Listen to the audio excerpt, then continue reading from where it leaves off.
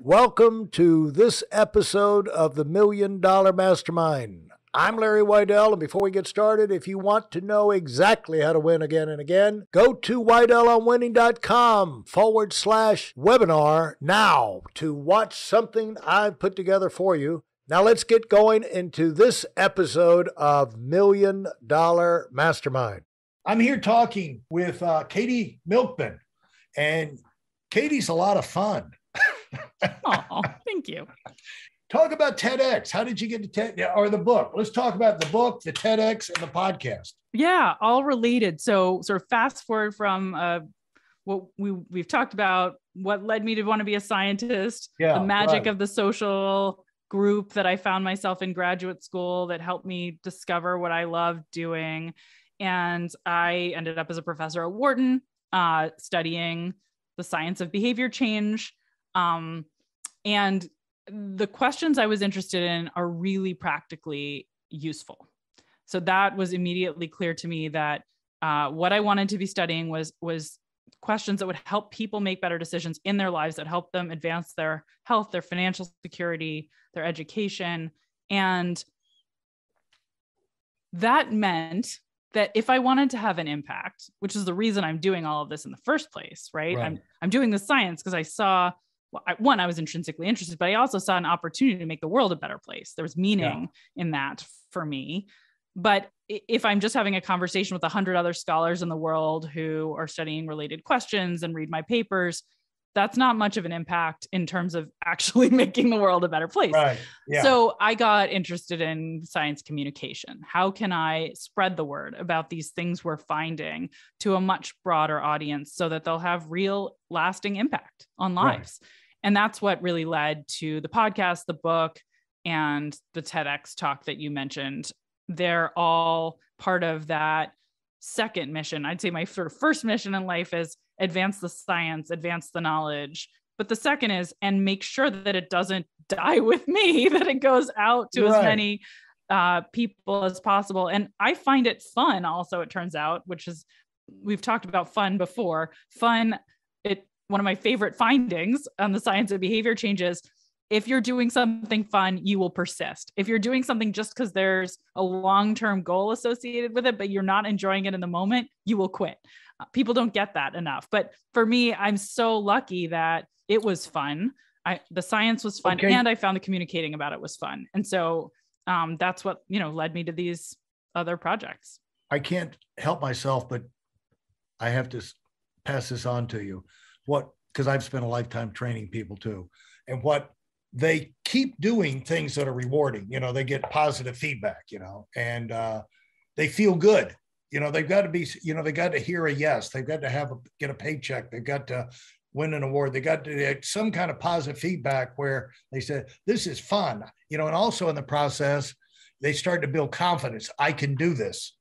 But things that are fun, that they have their own confidence, they convince themselves they can do it and really be at least above average or even a chance at great at, those are the kind of things that people pour themselves into. But it starts with getting them those little successes, those baby steps of success.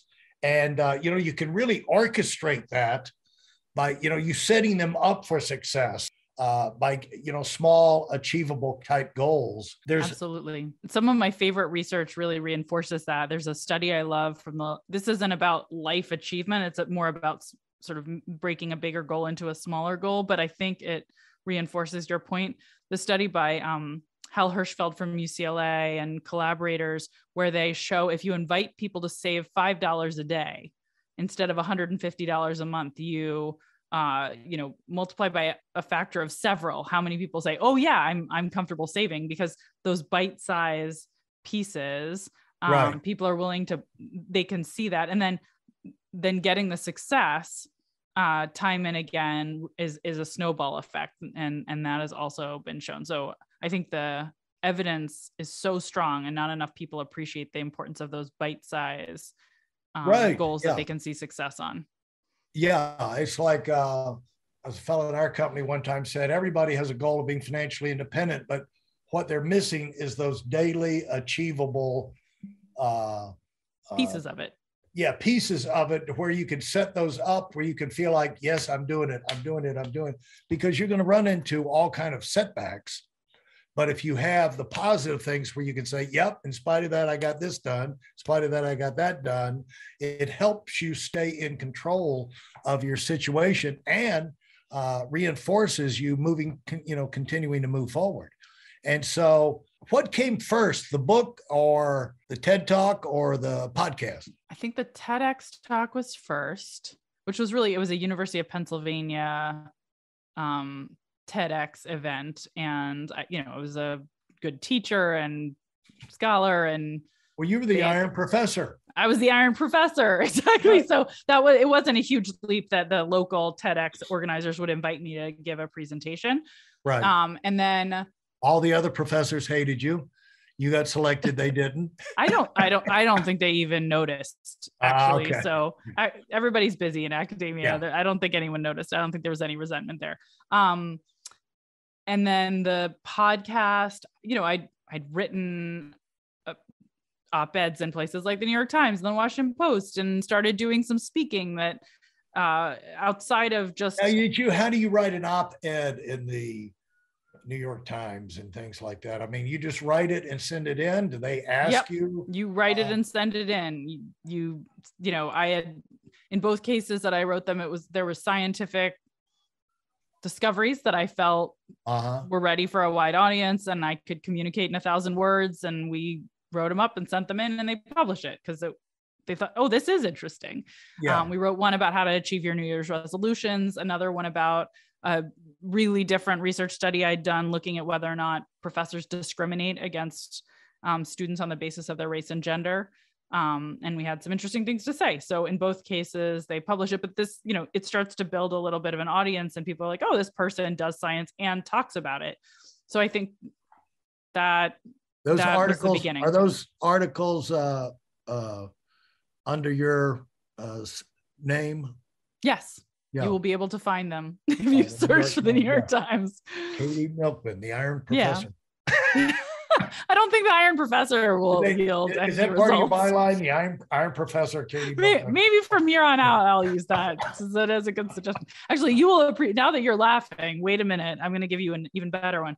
I have a newsletter, and I sent a joke to my former students. I was like, I'm starting a newsletter because so many of you are in touch and want to hear about what's going on, and I'm going to share the latest behavioral science. And I said, I joked that I'd name it Milkman Delivers, but that's too ridiculous. And I got all of these emails, and all of my students, Katy, you have to call it Milkman Delivers. It has to be Milkman Delivers. What are you crazy? That's amazing. So I have a newsletter, and it's called Milkman Delivers. It's better than Iron Prof, I think. And how do they? Yeah, I think so too. And they can get that. Yeah, I guess you have a website. I have a website, katymilkman.com. You can sign up for my newsletter. It's free. And it has a funny title. Yeah. And in there you put out things, I guess it's coming to your attention or that you're working on as far scientific breakthroughs, applications. Yeah, I do it once a month. And actually what it is I do these interviews with scientists for my podcast, Choiceology, which is this Charles Schwab podcast, where every episode, it's an interview with a scientist about a behavioral quirk or bias or some way we could be better that science has proven matters. Yeah. And I do these long interviews, but we actually only publish a really short edited portion of them. So I originally started the newsletter as a way that I could share some of the additional content that I thought was interesting. So I publish a Q&A with a scientist every month on a topic that I think is interesting and relevant to current events. And that's pulled from the podcast? It's pulled from, podcast tapings that sometimes part of it aired and part of it didn't. Sometimes all of it aired, sometimes none of it aired. It depends. Yeah. Let's get the name of your book for everyone. It's called How to Change: The Science of Getting from Where You Are to Where You Want to Be. And How to Change: The Science of Getting from Where You Are to Where You Want to Be. Okay. And that's the world I operate in, except not the science part. I deal with the real life side of that. And our approach here is talking to people like yourself who have lived that and let you tell them The stories. Yeah. The yeah. stories are so important. How you The book is more focused. The book is full of stories, but yeah. it's a science nerd's book. I wrote about the Yeah. adventure stories of doing the research to uncover the answers to questions about Sure. change. So it's I think it's important for people to know if they pick it up, they're gonna hear about the science as well as the stories. It's both. Right.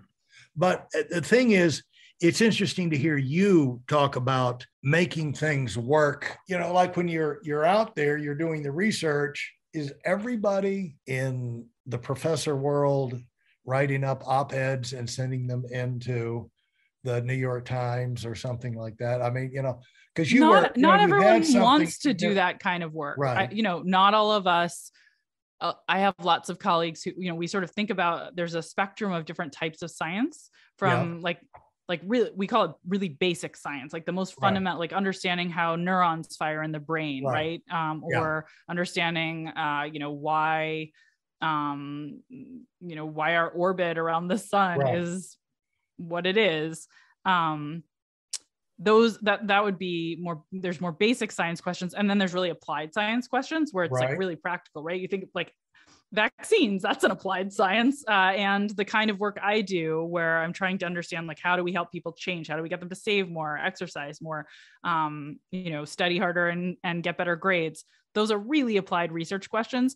It's certainly much more common for someone to be writing op-eds, writing a book, having a podcast, and so on, if they're studying those applied questions, because you're so close to the practitioner world, and the interplay is really useful, right? Like I get so much out of even a conversation on a podcast where I'm being interviewed, and I get to hear you sprinkle in your practitioner experiences, watching Elon Musk or watching, you mentioned someone who started sort of the Khan Academy of medical, the medical world. Like, so there's this back and forth where somebody studying how neurons fire isn't gonna get that benefit necessarily from the public facing work.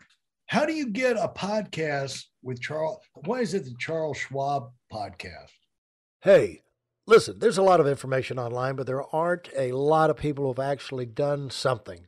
In my case, I've actually built a successful business that's accrued over $5 billion in assets under management and has done well even during trying times. Now, if you want to know exactly how I've done this, go to whitelmwinning.com/webinar now. I've compressed a decade of learning into 5 short weeks just for those of you who want to give yourself an incredible advantage and are tired of waiting and watching others move up. So they actually started the podcast without me. I got to join the team after they'd had a very successful first season with another host. Choice, still under the same thing, Choiceology. Yeah. So this is where, we're working on this. I can't remember, the 10th season now. Really? So there was one season with Dan Heath, who's a really wonderful science communicator who's written about behavioral science. His brother is in my field, professor at Stanford, who I've known since I was a graduate student. And Dan did a great job with this initial mission. So Schwab wanted to create a podcast that would help educate their audience, including like current customers and hope for customers about topics that might help them make better financial decisions. So that was their vision. They brought him on. They wanted to have science in it. And then when I sort of came in and took over, the podcast morphed a bit because I wanted to go deeper on the science. And I'm not sure how they found me. I sort of got outreach saying, "Are you interested?" And I listened to some episodes and I was like, wow, this is neat. And they have a really big audience. And this is a way that I could expand the influence I'm having in terms of communicating about what I think the most interesting science is to help people. How much of your life does that take to do that? Not very much, actually. It's a very small amount of my time, which is one of the other things that's wonderful about. There's a fantastic production team that does a lot of story chasing. They do a lot of the work. We choose the topics together. So I come with a big list of things, and get to choose who I'll interview, who's going to be the scientific expert, but then the team does most of the heavy lifting. There's a story we tell at the beginning of each episode to illustrate whatever point we're making. And then I interview the expert, and I actually am not involved in this sort of story chasing. There's a whole other team that does all of that work. How many episodes a month do you put out? We make 12 a year. So 12 a year. Yeah. Yeah. So, there's an off season and an on season. So, but it's not a huge time commitment, which is part of, it's been really fun for so many reasons. One of them is it's not a heavy lift. It has really big impact because there's so many people who listen. You're doing this, so not everyone has a taste for it, but wow, do I love the interviews, because I learn so much and it gives me all sorts of new ideas to get to go. Right. I have to go probe these scientists who are a little outside my area. I know their work, but I don't know it super well. I get to ask them these questions, and it generates all sorts of ideas. I've gotten so much smarter and I think better at teaching as a result. And so it's had these funny ancillary benefits when I thought it was just going to be a communications experience. It's much more. So, how do you think about your life right now? I know you enjoy it, but you're somebody who has, I think since we've started these interviews, you've had like 5,000 emails have loaded up in your tray. And so I don't want to depress you. I don't love the email part. That's not my favorite part of my life. I don't want to depress you, but this is going to come to an end. And those emails are going to be. And they're going to be waiting for me. Read me. Yeah. True. Oh, yeah, you are depressing me. Stop. But it's, it could be silence, crickets, and so, there's always worse problems. This is what we call a happy problem. Okay. Yes. This is how we look at this. It's a happy problem, Katy. It's so great to have so many interesting things coming across my desk. But you got you have a 5-year-old. What kind of, where do you live? What's your life? You don't have to give us your street address and phone number or anything, but my 5-year-old would actually, if he were here. There was a period when he was 3 where we were meeting people on the bus and he would just tell them our address. And we were like, you're going to have to stop doing that. It's very friendly. I live in downtown Philadelphia, which is pretty close to the campus of the University of Pennsylvania where I work. So it's a walking distance thing. Although obviously for the last couple of years, mostly I've been hanging out in my house in my home office. Yeah, I've got a 5-year-old. My husband's a physicist. He's an astronomer and he teaches at the University of Pennsylvania too, which is really fun. Very lucky to be married to a brilliant academic who's constantly teaching me things. And I love my job. I have the best job in the world. I get to wake up in the morning and go think about ideas and talk to smart people and cook up new schemes to try to make the world better with science. When you think about your future for you, what would be a dream come true if all of these, the compounding continues, meeting more and more people, the research reaches a new level. How do you look at your future? I'm sure there's going to be another book. When you're doing continuing research, there's always more reasons to put out the next book and the next book. But have you thought about being on speaking tours and things like that to get the message out? Or do you feel like the message about this is going to get out sufficiently well doing the approach you've got? I've done a lot of speaking. I continue to do that. I'm happy. The book is, was a bestseller. The New York Times just named it one of the 8 books to read about healthy living in 2021. So, it's doing well. The podcast is doing well. I'm an ambitious person who's normally looking for the next thing, but I have to say I'm really happy. And I think that when I think about what's the next big goal, it's all in the science. I feel really great about the communications. What I really want to do is make more progress on scientific discoveries that can help people live better lives. How does that happen? You get bigger grants? How does that happen? Yeah, bigger grants. Part of it happens is actually bigger ideas, just continuing to have conversations with brilliant people from all different disciplines and cook up new ideas about what might really have an impact, and then bigger partnerships. So finding organizations that are willing to invest in massive randomized controlled trials. That's the kind of work I do to test ideas. So, And we did something a couple of years ago that just got published in Nature that was with 24-hour fitness. And it involved 60,000 of their members trying to figure out over 4 weeks, could we get them to exercise more regularly? So that's a really big study, but you can get bigger than that, right? There's a lot more than 60,000 people in the world who want to be physically active, or, we're starting to think about partnerships on trying to reduce college attrition because, a third of people who start college in the United States don't finish. I got an idea for you. Okay. Studying the performance productivity of teams where they like their boss or their leader or their manager and they don't like. You know what I'm saying? Is this a positive person or a negative person? Because I think one of the most destructive hidden things out there is some of these people in authority positions that have gone rogue. For some reason they've gotten into an addiction, or they've just done the same job too long. They're taking it for granted, and all of a sudden now they're cooling it, and they haven't admitted that to themselves, but they're like, a drag on everybody underneath them. But being able to ferret out, like if you're a big multinational corporation, you got tens of thousands of people around the world, it would be great to have a program that could track or monitor that, because that would be one of the biggest to me. You're talking about cool people analytics stuff. And I should say, there are so many brilliant scholars who are specifically studying teams. You're making me think of Amy Edmondson and her work on psychological safety. And there's conferences of people who are focused on groups and their interactions and their leaders. I mostly study individuals and the decisions they make about their own lives and about the outcomes that will have long-term rewards if they can see them through, but where the short term, there's some pain, right? Like putting money aside or exercising or quitting smoking or studying hard. So it's a different field, but there's lots of cool opportunities for overlap. And I absolutely agree with you that better understanding teams and leadership styles and how to diagnose failure is a burning question. But I will say there's great people working on that. That is great. I'm so excited for you and what you're doing, and looking forward to getting into your podcast and get your book and attempt to wade through the science. I bet it's not that bad. I hope it's not bad. I bet it's not that bad.